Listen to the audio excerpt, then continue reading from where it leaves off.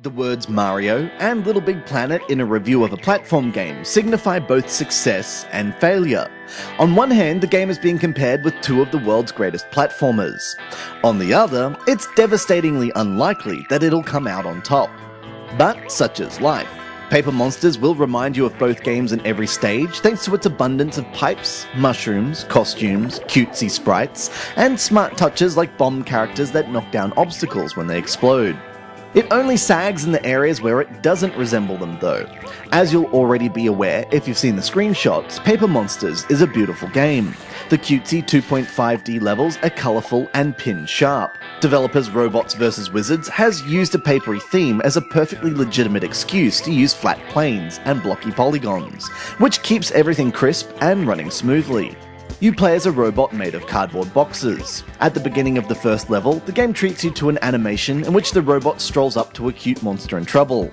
As you approach the monster, a beam of blue stuff turns him into a horrible little dragon. A couple of other dragons appear behind him, and then you run away. That's pretty much the story.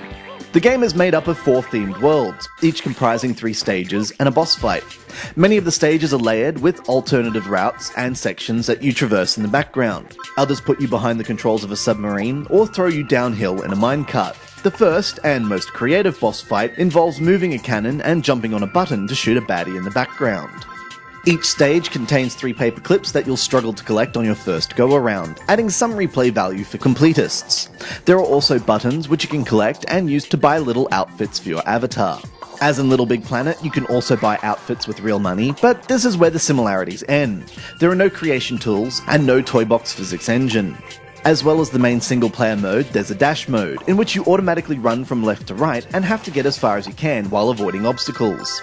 This moves along rather slowly, and the landscape never changes, so the appeal is fairly limited. There are 2 control options. The default is virtual joystick, which entails sliding your thumb left or right. You need a pretty constant and controlled level of skin dryness for this to work well, so human beings may wish to swap to the more subtle touchpad. Both methods have advantages and both are highly responsive. You won't miss buttons at all. So far, so good. Paper Monsters is beautiful, charming, imaginative, technically slick and packed with character. Now we have to turn our attention to the areas where Paper Monsters fall short. And to do so, we need to bring up Mario again. First, there are the pipes. In Mario, pipes are conduits to secret areas. Some are open and most are closed, inviting you to probe and explore. Finding a secret area in Mario can be thrilling. The App Store description for Paper Monsters refers to secret areas. There are areas that are more difficult to reach, and areas that are tucked beyond exits or above platforms, and areas that you can close off by failing to make a jump or move an object to the right place. But there's very little sense of exploration because these areas are so common that you come to expect them. Then there's the movement. In Mario, the very act of running and jumping is fun because Mario is subject to inertia. You need to get him up to speed and make sure he has room to slow down.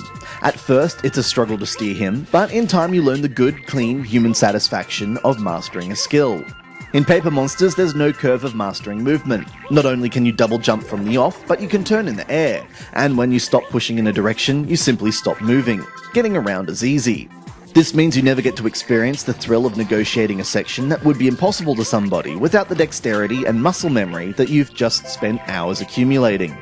Now that we've just spent a couple paragraphs holding Paper Monsters up against Mario, it's worth stressing that these omissions don't make Paper Monsters a bad game by any means. Not only is it beautiful, charming, imaginative, technically slick, and packed with character, but it's also fun.